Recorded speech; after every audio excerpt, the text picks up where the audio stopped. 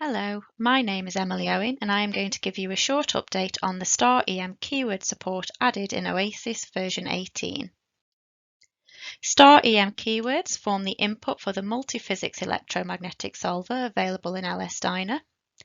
Typical applications of EM keywords include simulating magnetic metal forming and welding, but in more recent times have been developed and enhanced to solve for potentials and current flows in lithium-ion batteries.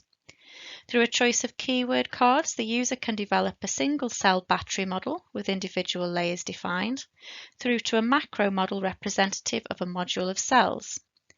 The solver uses distributed Randall circuits to represent the complex electrochemistry happening in a unit cell and can be coupled with the mechanical and thermal solver. This allows analysis of phenomena induced during battery abuse load cases, such as short circuits and exothermal reactions like thermal runaway. Although STAR-EM keywords have been around for some time, many of the battery modelling keywords have only very recently been developed, with several supported only in LS-DYNA versions R12 and on. As such, until now, several outputs, such as database output options, were not recognised in THIS, limiting the post-processing capabilities of such models in the Oasys suite.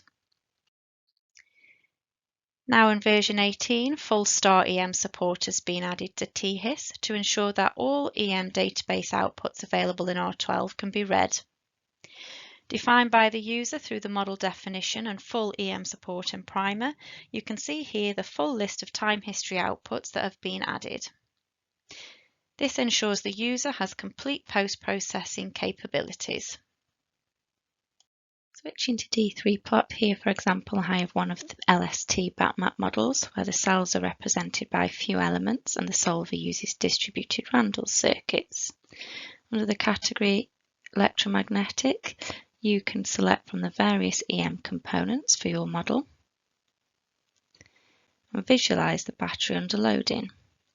In this instance, on impact, you can identify an area of cells where a short circuit occurs.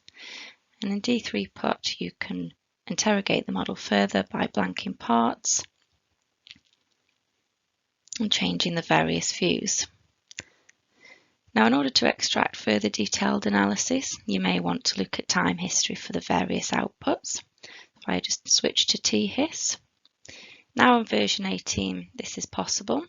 Under the Read Data, you have the EM menu. Selecting this will bring up the list of various outputs that can be selected for all the keywords in version R12 of LS-DYNA.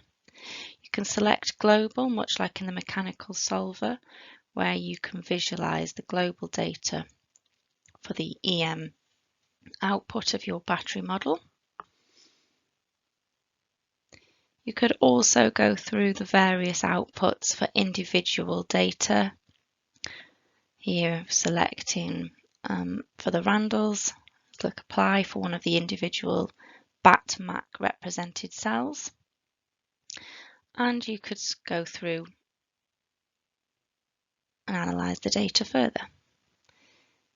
If you wanted to, for example, you could look at the short circuits, select all and apply and identify where the accumulation occurs and in what cells, giving you full comprehensive analysis and post-processing capabilities.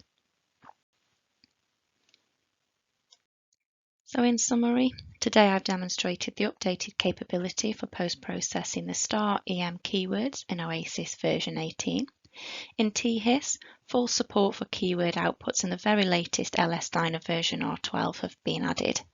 Although focused on battery modelling applications today, as earlier mentioned, the STAR-EM keywords have multiple applications, all of which are supported in Oasys version 18.